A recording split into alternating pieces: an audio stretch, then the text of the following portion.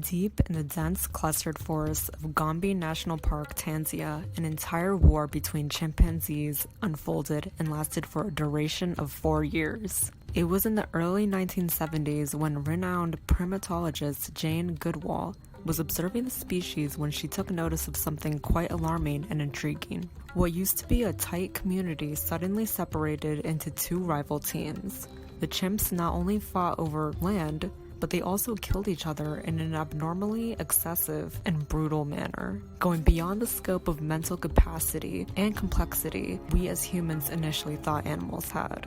Interestingly, scientists speculated that the driving force behind the war was jealousy, power, and ambition, mirroring the motives of humans when they go to war. Although the exact reason for their war is still a mystery to this day, there are many mind-provoking theories that explain the possible origin of such violence.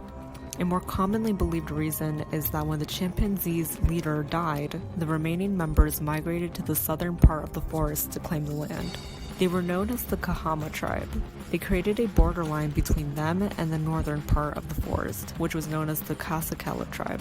In 1971, it was observed that male chimps from both sides screeched at one another in order to display dominance. It wasn't until January 7, 1974, when the first signs of physical violence manifested. 6 of the northern chimpanzees broke into the southern land and targeted a chimpanzee by the name of Goodall.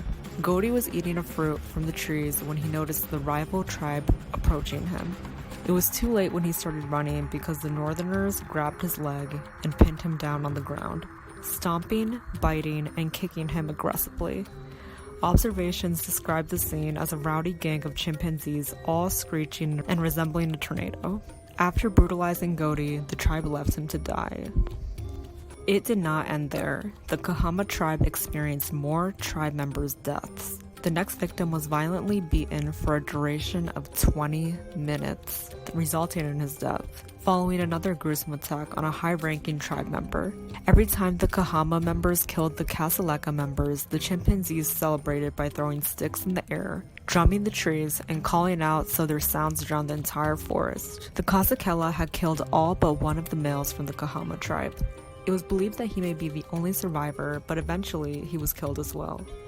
In 1978, the war ended with the Kasakela tribe winning the Kahama tribe's land. Psychologists have interpreted this bloodshed as reflecting a theory known as contact hypothesis, which states that when a group is united and equal, there is tolerance and peace. They believe that once the chimpanzees created a borderline, that is what most likely caused the chimpanzees to view themselves as separate entities. The separation possibly enforced many negative thoughts, which stirred even more tension between the species. The Gombe Chimpanzee War was not only the first ever observed and recorded war in history, but it also was the first animal war to give us a new perspective on how much more complex animals actually are in terms of their emotions and outlook on life and existence itself. Surely, this event shocked Jane Goodall herself, who initially believed that chimpanzees were relatively nicer than humans. Now she says that, quote, under certain circumstances, they can be just as brutal. They also have a dark side to their nature, end quote. This enlightenment has led scientists and researchers to observe other areas of chimpanzees, and sure enough, those groups were also imitating warlike behaviors. This goes to show that, like humans, animals can also possess a complex brain that processes and acts upon emotions such as anger, jealousy, rage, and happiness.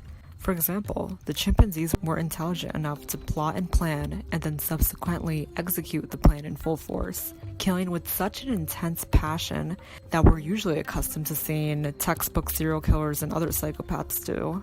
And remember, this was between a species that was killing its own kind for reasons driven by emotion and power, something quite unheard of in the animal world.